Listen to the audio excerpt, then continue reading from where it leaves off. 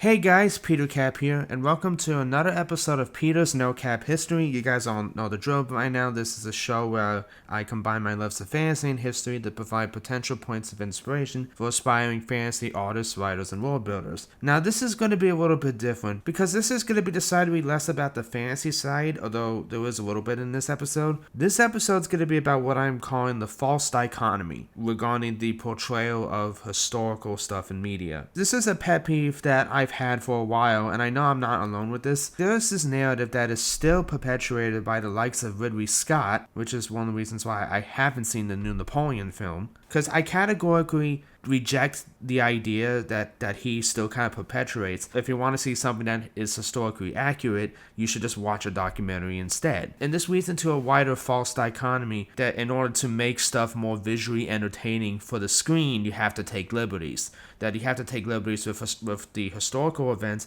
and you have to take liberties with the appearance of the characters. And in my opinion, that is an absolute farce. It is a false dichotomy that needs to stop. And if you don't believe me on this, I have here a bunch of really sweet comparison images that take portrayals of certain things in quote-unquote historical media and basically re-envisions the same pose and stuff with gear that is more historically accurate. All these things you're seeing are from Patrick Robertson Art and Animation. He's doing an incredible job with this. Let's start right with the jugular. Here is William Wallace in Braveheart. Now, Braveheart's known for being historically inaccurate, but you still get people who think that this is what William Wallace looked like. Here's something way closer to how he actually looked. In my opinion, not only is it more historically accurate, do you notice how it also looks better? This snazzy armor, he has like this beautiful shield. It looks better too. It's not even just about accuracy. Half of these things look better. Why wouldn't you want to go for it?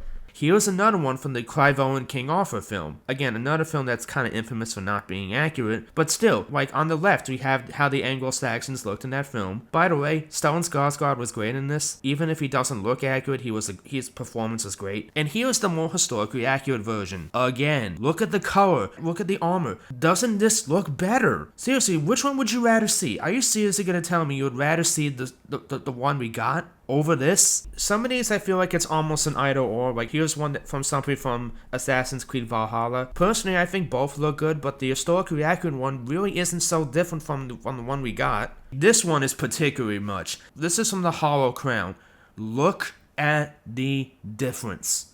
Okay? Like on the left is how it looked in the goddamn movie or show, I'm not sure what this is specifically. And the right is how it should be. Look how much better that looks. Yeah, maybe there should be a little bit more mud and stuff on it, but still, look at that. Are you seriously gonna tell me that even if you know nothing about history, you would rather see the one on the left? Here's another one from The Last Kingdom. Again, bottom one is the more accurate one, and it looks a lot better. Just the little flashes of color, which again, if you've been watching this thing for a while, you know I love color. And it's a natural part of history. In fact, I'm gonna have a whole other video on color. Here's another one. Doesn't she look badass and intimidating with this helmet and this beautiful shield? Yet another one from Vikings, again, and this one actually has a little bit more color in the original as well, but again, the one on the right is more accurate. This is another particularly, brained one. Look at the difference here between how the characters look in Troy. I find the original to not be terrible, but holy shit, look at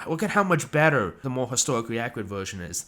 Doesn't that armor look positively stunning? Wouldn't you rather see that instead? Here's a couple fantasy and more overtly fictional ones. This is a thing from Game of Thrones with Jon Snow, I believe. Again, it looks a bit better when there's more historical-esque details. Especially the guys on the right. Look at that. Doesn't that look so much better? Again, you notice I'm getting particularly passionate in this one, and that's for good reason, because I am very passionate about this stuff. I've grown tired of seeing this stupid false dichotomy. It has been such a blight on historical media for decades.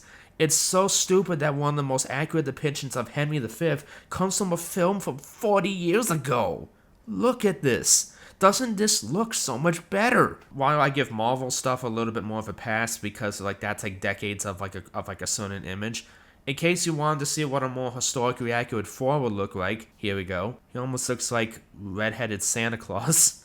And while we're talking about Marvel depictions, here's Odin. Again, at least the MCU one looks aesthetically pleasing, but yeah, that's technically how it would look. Don't ask me why Odin's yelling in the more accurate version, I don't know.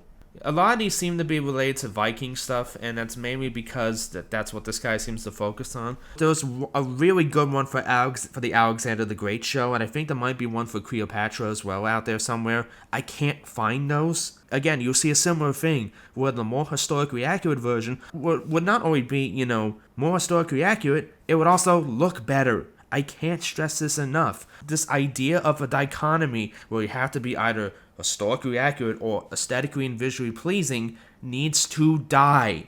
We can absolutely do better than what we see in movies and shows right now. We can make stuff that is as beautiful as it is accurate. And if it's like a fantasy story, at least pseudo-accurate. I give a tiny bit more of a pass because, again, it's a fantasy. We can still do better. Like, these things don't need to be at odds. If nothing else, I hope you can take that away from this video. I'm very passionate about this stuff, as you can see, but I hope you can understand where I'm coming from. I hope you guys liked this episode. I know this was particularly more energetic than normal. So yeah, I will see you guys next time.